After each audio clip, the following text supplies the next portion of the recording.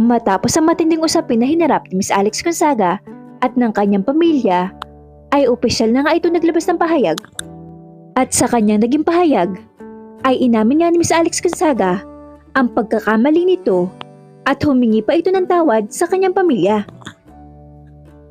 Maging ang asawa nito na si Mikey Morada ay opisyal na din na naglabas ng pahayag kung saan ay humingi din ito ng tawad at nagpakita ng pagmamahal kay Miss Alex Gonzaga.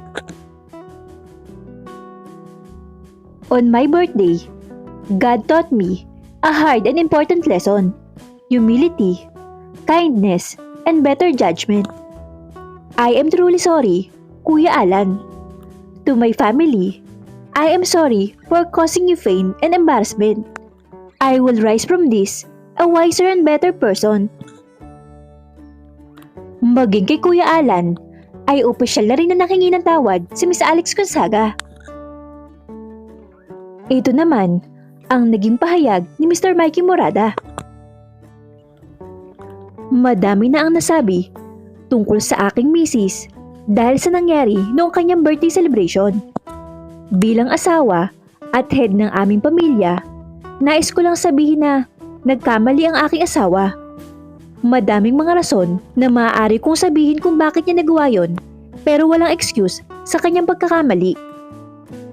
Nagkamali talaga siya. Na-recognize niya ang kanyang pagkakamali at napagdesisyonan na agad na humingi ng dispensa kay Kuya Alan.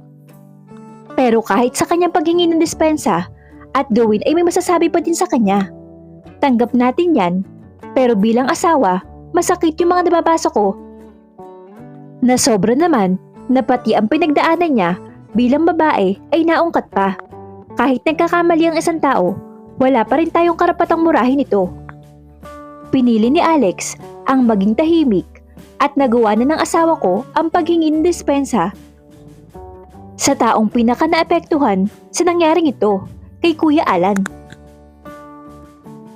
Sa huli, ay sinabi nga ni Mikey Morada na palagi lang siya nandyan para sa kanyang asawa.